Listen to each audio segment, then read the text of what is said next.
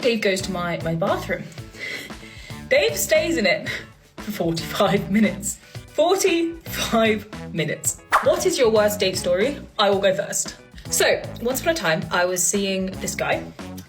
We shall call him Dave. Dave was a nice guy. I had seen him a couple of times. This was like the third or fourth date, and I decided to cook for him. About a week or so before the date, a couple of days, I messaged him and I said, hey, I'm gonna cook for you. Do you have any dietary requirements? Vegan, vegetarian, etc., etc. Dave replied and said, no, none of those. At the time, I thought nothing of that phrasing. I just thought, okay, cool, great, he's fine, I can cook him anything. Day of the date rolls around. I decided to make him a shakshuka. Shakshuka's ready, we're both sitting there, I've done a fantastic job, I've added some feta to it and some yogurt as you would. It looks absolutely incredible. We sit down, we're eating it. 10 minutes go by. Dave stands. Dave apologises. Dave goes to my bathroom. Dave stays in it for 45 minutes. 45 minutes. Now bear in mind, before the 45 minutes had passed, time was passing. I was sat there like, God, is he okay? Is he gonna be done soon? Didn't go check up on him. I thought I'll give him his space. Wasn't sure what was going on. Something was amiss.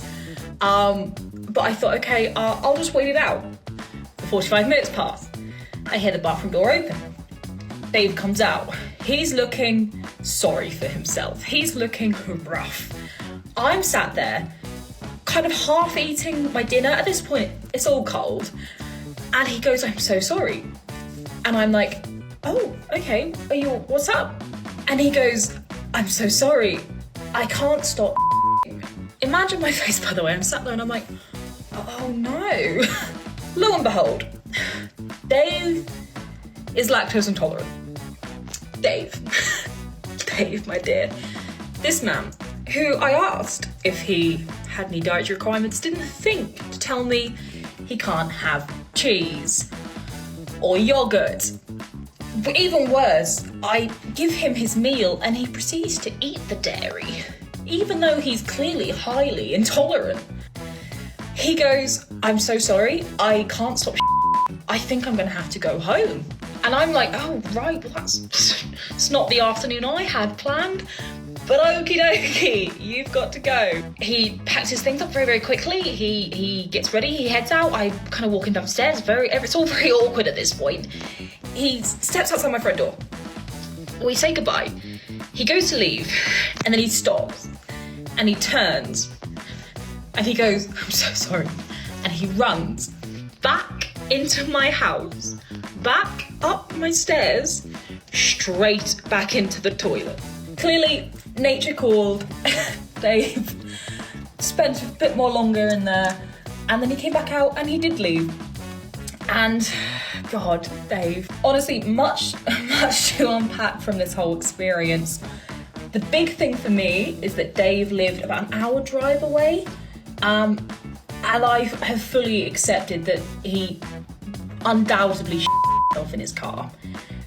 And I don't think this will come as a surprise to you that I never heard from him again. Actually, that's not true. I never heard from him for a really long time, and then he reached out and was like, hey, and I was just like, hey? I was like, we're never gonna talk about the last time I saw you. We're not gonna discuss that. But yeah, I have not cooked for a man since. My toilet is still recovering. There were stains on it for weeks.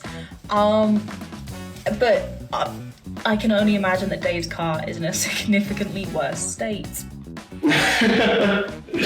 I mean, poor Dave. You're going on a date, I think she had third or fourth date or something like that. So, it's still new and getting to know each other. I don't think you could have a worse time. I don't think it could have gone any worse, to be honest. But, she says, when nature calls, you can't stop it, can you? When it comes, and just very unfortunate timing that it's happened when he's gone to, a girl's house for a third or fourth date, cooking for him, and Yeah, I mean, if he was smart enough, he probably should have mentioned, you know, I'm lactose intolerant, can't have cheese, milk, dairy, whatever, all the stuff, yogurt. But he hasn't told her, and then, you know, what happens.